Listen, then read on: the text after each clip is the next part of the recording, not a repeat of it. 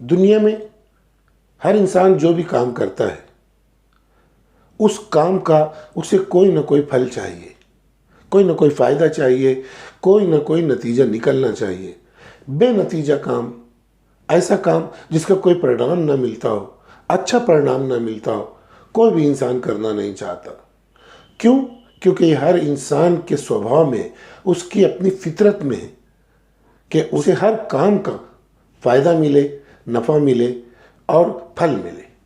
अगर मैं कहूँ कि हर इंसान इसलिए खाता है ताकि उसे तंदुरुस्ती मिले, अगर ऐसा खाना लोग खा रहे हो जिससे उनकी सेहत खराब हो रही हो तो लोग खाना छोड़ देंगे। इसी तरीके से हम कपड़े इसलिए पहनते हैं ताकि हमारे जिस्म को तमाम मौसम से बचाव हो। अगर कोई भी कपड़ा हमें मौसम से बचाव नहीं दे रहा है तो हम उस कपड़े को पहनना नहीं चाहेंगे।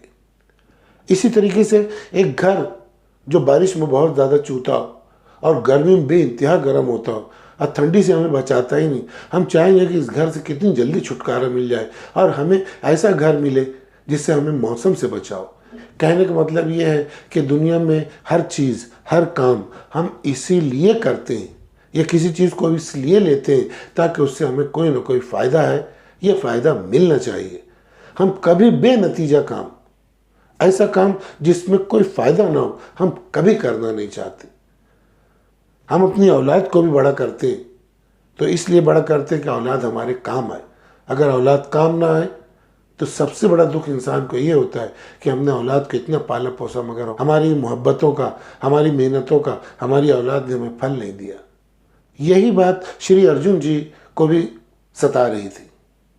वो ये कि उन्होंने कौरवों के साथ भाई की तरह बिल्कुल उनके साथ खिदमत की, उनके साथ खेले कूदे, हर काम में उनकी सहायता की, राजपाट में उनके साथ रहे, मेहनत किया। लेकिन फल क्या मिला उन्हें? फल ये मिला कि उनके बाबा के लड़कों यानी कौरवों ने सारी जायदाद उनसे छीन ली और सारी ज़मीन और मुल्क और राजपाट सब कुछ हड़प लिया। तभी वो बिल्कुल बिमला सा गए और उनकी बुद्धि जो है बिल्कुल ख़राब हो गई और वो बिल्कुल परेशान हो गए कि जिनके लिए मैंने किया वही मेरे दुश्मन बन गए। हालांकि श्री अर्जुन जी ने ये सोच के तमाम मेहनत, मोहब्बत और उनके साथ राजपाट को बढ़ाने में काम काज किया था ताकि वो उनके दोस्त रहेंगे और उनका साथ देंगे, तक जीवन के हर मामले में उनके साथ रहेंगे। लेकिन क्या हुआ? जिनको उन्होंने दोस्त बनाने के लिए सारे कामकाज किए थे, फल ये मिला उस कामकाज का कि वही दोस्त वही सब दुश्मन बनकर खड़े हो गए। कोई रिश्ता ऐसा नहीं था जो दुश्मनी ना निभा रहा था। महाभारत की कहानी इतनी ही है कि इंसान को जब कभी उस ईश्वर को छोड़कर उसकी निर्मिति से लगाव हो जाएगा, मोह हो जाएगा और जब वो उनसे कोई तवक्के चाहने लगेगा या उनसे अपेक्षा रखने लगेगा, वो अपेक्षा जरूर टूटती है। जिनको दोस्त बनाना चाहता है अक्सर वो दुश्मन बनकर खड़े हो जाते हैं। आज हमारी फिल्मों का 90% फिल्मों का आप मजमून देखें, टॉपिक देखें तो यही है, बेवफाई। यानी कोई टूट कर चाहता है मगर उसे फल क्या मिलता है, उसे सिला क्या मिलता है? बेवफाई मिलती है। जिस महबूबा से हीरो मोहब्बत करता है पता चलता है वही उसे दुख देने खड़ी हो गई। तो ये संसार में बहुत बड़ा सत्य है जिसे हमें मान लेना चाहिए कि कर्मों का फल हमें इस दुनिया में नहीं मिलता है। मगर अभी तक के जो धर्म के एपिसोड्स थे, मैंने एक ही बात बताई कि हम अपने कर्मों को, वो कर्म जो हमारे धर्म है यानी जो हमारी नेचुरल एबिलिटी के हिसाब से हैं और आज के हमारे नेचुरल बायोडाटा के लिहाज से हैं और हमारी इस्तिताअत है जो, उसके लिहाज से हम जो भी आज काम करें ऐसा काम करें जो सबकी सलामती का हो। मगर ये काम का फल हम क्या चाहें? सिर्फ ईश्वर से, उस निराकार एक ईश्वर जिसे हम अल्लाह कहें, ओम कहें, भगवान कहें, हमें सारा फल उससे चाहना है। मगर वो भी कब? इस दुनिया में तो चाहना है, मगर अगर इस दुनिया में ना मिले तो हमें टूटना नहीं है, हमें बेचैन नहीं होना है, हमें तनाव का शिकार नहीं होना है, बल्कि हमें ये ज़रूर सोचना है कि हमें मृत्यु उपरांत जीवन में, आखिरत की ज़िंदगी में, परलोक की ज़िंदगी में वो हमें तमाम अच्छे कर्मों का फल बेहतरीन शक्ल में देगा। ये अगर हम सोचेंगे कि परमेश्वर है, अब परलोक का जीवन है, तो यही हमारे कर्मों की, हमारे धर्म की पावर है। इस पावर से ही हम कर्म कर सकते हैं।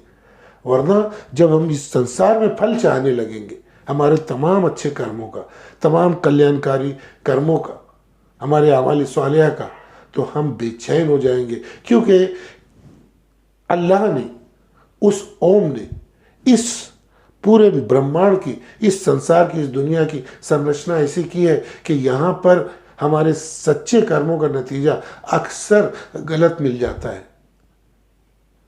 कभी कभी ऐसा भी होता है कि हमारे अच्छे कर्मों का फल हमें ज़रूर मिलता है दुनिया में भी, मगर ज़्यादातर आप देख लें कि लोग टूट जाते हैं। ज़्यादातर स्वतंत्र सेनानियों से आप जाकर पूछें तो पता चलेगा कि उन्होंने इस मुल्क के लिए जितना कुछ किया था, इस देश ने उन्हें कुछ नहीं दिया। और जैसा देश वो चाहते थे, अंग्रेज़ों से लड़ भिड़ कर आज़ाद कराया, और जैसे देश का उन्होंने ख्वाब रचा था, सपना देखा था, वो सपना उनका पूरा नहीं हो सका। और हर व्यक्ति को आप जीवन में देख लीजिए, उसे कहीं ना कहीं से अपने कर्मों के फल का रोना है।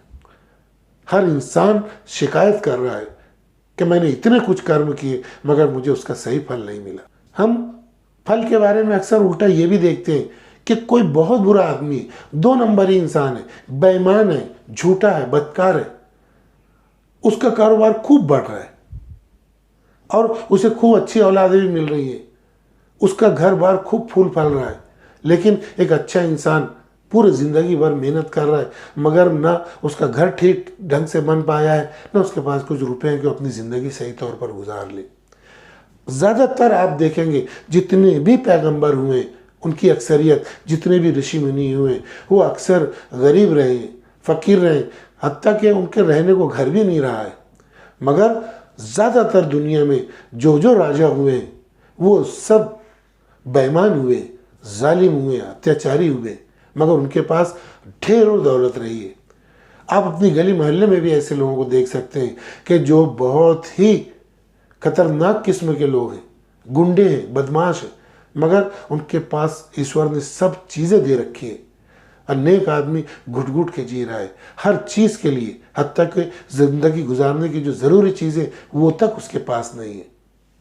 तो ये कर्म वो लोग बुरा कर रहे हैं और फल उन्हें अच्छा मिल रहा है, और जो अच्छा कर रहे हैं उन्हें फल जो है बुरा मिल रहा है। इस तरह मोटे मोटे हम देखें तो 2 पैटर्न हो गए हमारे कर्मों के फल मिलने के। वो क्या? एक तो ये है कि नेकी कर दरिया में डाल। एक पैटर्न ज़्यादातर यही है कि इंसान नेकी करता है मगर उसका सब दरिया में डाल हो जाता है, यानी उसको सही परिणाम नहीं मिलता, सारा व्यर्थ लगता है कि मैंने इतना कुछ कार्य किया, सारा व्यर्थ हो गया। और दूसरा पैटर्न यह है कि जैसी करनी वैसी भरनी, इंसान जैसा करता है बराबर उसको संसार में मिलता है। ये 2 मोटे पैटर्न है। यानी इंसान अगर कल्याणकारी कर्म करे, अमाल सालिह अपने जीवन में करे, तो उसका फल उसे मिलता भी है और नहीं भी मिलता है। और तीसरा पैटर्न ये है कि उसे कुछ भी परिणाम नहीं मिलता, ना अच्छा ना बुरा। और चौथा परिणाम ये है कि जब कोई इंसान अच्छे काम करता है तो उसकी जो अपेक्षाएं होती है उससे बहुत ज़्यादा, यानी प्लस प्लस प्लस फल मिलता है। और कभी कभी ऐसा होता है कि इंसान कल्याणकारी कर्म जीवन भर करता है और उसको परिणाम और उसका फल उससे क्या मिलता है? Minus minus minus. और कभी 0 मिलता है, या कभी जितना किया है उतना ही उसे ज़रूर मिलता है। मगर इन सब बातों के दरमियान जीवन में जो हमें जो फल इस तरीके से विपरीत मिलते हैं, या नहीं भी मिलते या 0 मिलते हैं, मगर ये बात आप जहन में अच्छी तरह नक्श कर लें कि तमाम कल्याणकारी कर्मों का हमने चाहे राई के दाने के बराबर किया गया हो, कुरान शरीफ और गीता कहती है कि हमें ज़रूर परलोक के जीवन में मरने के बाद एक एक कर्म का, एक एक अच्छे कर्म का हमें ज़रूर ईश्वर फल देंगे, बल्कि अनगिनत फल देंगे, बेहिसाब फल देंगे, बेहिसाब उसका सिला मिलेगा स्वर्ग की शक्ल में, और न जाने किन किन शक्लों में हमें ईश्वर देगा। जो जो चाहेंगे हमें ईश्वर, जो कुछ यहाँ पूरा नहीं हो सका हमारा अरमान, वो सब अल्लाह वहाँ पे हमें दे देंगे। अब आइए ये बात करते हैं कि आखिर हमें संसार में फल क्यों नहीं ईश्वर देते और स्वर्ग में क्यों देते हैं तमाम फल मरने के बाद। तो उसका कारण यह है कि ईश्वर हमें यहाँ पे फल देते हैं, मगर हमें समझ में नहीं आता। हम जो चीज़ चाहते हैं कि हमें इस अच्छे कर्म से हमें ये चीज़ मिले, ईश्वर हमें वो चीज़ नहीं देते क्योंकि वो हमारे लिए दुरुस्त नहीं होती। हम अपने छोटे मोटे जहन से कोई भी चीज़ मांगते हैं जो हमारे लिए भी और सब लोगों के लिए नुकसानदेह होती है, हानिकारक होती है, इसीलिए हमें वो ईश्वर नहीं देते। मगर हम चाहते हैं हमने ये कर्म किया तो हमें फल मिलना चाहिए। जैसे हम चाहते हैं कि हमने खूब मेहनत की, खूब कारोबार को दिन रात अच्छी तरीके से बढ़ाया, ईमानदारी से बढ़ाया, अब ईश्वर जो है हमें जो है करोड़पति कर दे। मगर ईश्वर हमें करोड़पति नहीं करते। क्यों? क्योंकि ईश्वर को मालूम है कि हम जिस तरीके से हमारी बुद्धि है, जिस तरीके से हमारी फितरत या नेचर है, हमें अगर करोड़ों रुपये मिल जाए तो हम अय्याश हो जाएंगे। हम जो है अपने औलाद की तरबियत छोड़कर हम दुनिया की अय्याशियों में और भोगों में लग जाएंगे। इसीलिए वो वक्त सही नहीं होता कि ईश्वर हमें इतना रुपया दे। वो हमारे नेचर को देख के और तमाम प्राणियों के हित को देखते हुए ही कोई परिणाम हमारे सामने लाते। चाहे हम कितनी दुआ करें, कितना ही हज करें, कितना ही काशी यात्रा जाएं, मगर ईश्वर को लगेगा कि वो फल देना हमारे लिए और सब पशु पक्षी प्राणियों और तमाम इंसानों के लिए हानिकारक है, तो वो फल हमें कभी नहीं देंगे। और वो हमें दूसरी शक्ल में देंगे जिसे हम समझ ही नहीं पाते कि ईश्वर से मैंने करोड़ों रुपए मांगे थे, मगर मुझे ईश्वर ने नेक औलाद दे दी, अच्छी तंदुरुस्त औलाद दे दी। हम वो नहीं देखते, बस हम शिकायत ही करते रहे कि मैंने इतनी मेहनत की, मैंने इतना जान तोड़ के अपने कारोबार को बढ़ाया, मगर ईश्वर ने मुझे दौलत नहीं दी। हम ये नहीं देखते कि हमें उसके बदले उसने एक नेक औलाद और एक अच्छी सेहतमंद खूबसूरत औलाद दे दी। वो शक्ल बदल देता है ईश्वर। और सबसे बड़ा ईश्वर के जो फल देने का उसूल है वो ये है कि ईश्वर उसी वक्त हमें हमारे कर्मों का यहाँ पे अच्छा फल देते हैं जब वो वाकई सब इंसानों के लिए अच्छा हो। अगर वो किसी के हित में बुरा होगा और सिर्फ हमारे या हमारे अपनों के हक में ठीक होगा तो ईश्वर हमें कभी वो फल नहीं देंगे। और एक बात और है कि इस दुनिया में हमें फल क्यों नहीं मिलता जो हम चाहते हैं हमारे कर्मों का। वो ये है कि गीता में भी साफ तौर पर लिखा है, कुरान शरीफ में भी साफ तौर पर लिखा है कि ईश्वर का एक दिन, अल्लाह का एक दिन इस संसार के 1000 दिनों के बराबर है। तो हमारे सोचने की क्षमता और हम जिस फासले और जिस वक्त चाहते हैं, अल्लाह का वक्त हमारा वक्त बिल्कुल अलग है। हमारा जो 1000 साल गुजरते हैं तो अल्लाह का सिर्फ एक दिन गुजरता है। तो वो अपने वक्त से देते हैं और हम अपने वक्त से मांगते हैं। हम जल्दी से चाहते हैं कि हमें फल मिल जाए, मगर ईश्वर ठीक समय पे देते हैं। और कोई चीज़ हम समझते हैं कि अच्छी है मगर हमारे लिए बुरी होती है, और कोई चीज़ हम समझते हैं कि हमारे लिए बुरी है तो वो चीज़ हमारे लिए अच्छी होती है। वो ईश्वर जानते हैं, हम नहीं जान पाते। इसीलिए हम मांगने में बहुत जल्दी करते हैं, हम बुरी चीज़ें भी मांग लिया करते हैं और ईश्वर नहीं देता तो हम ईश्वर से शिकायत करने लगते हैं और हमें धर्म पे से हमारा विश्वास उठ जाता है, हमारा ईमान हिल जाता है। और भी ढेर सारे कारण हैं कि क्यों हमारे कर्मों का, हमारे कल्याणकारी कर्मों का और हमारे अमाल सालिहा का सच्चा अजर और पूरा पूरा अजर इस दुनिया में नहीं मिलता। उसके ढेरों कारण हैं जो हम इंशाल्लाह आगे समझते रहेंगे। मगर कर्म और फल, इन दोनों की जो थ्योरी है कुरान शरीफ में भी और गीता में, हमने आप लोगों के सामने थोड़ा बहुत रख दिया है। मैं उम्मीद करता हूँ कि आज आपने कल्याणकारी कर्म और उनके फल, इसके बारे में आप अच्छी तरह जान गए होंगे।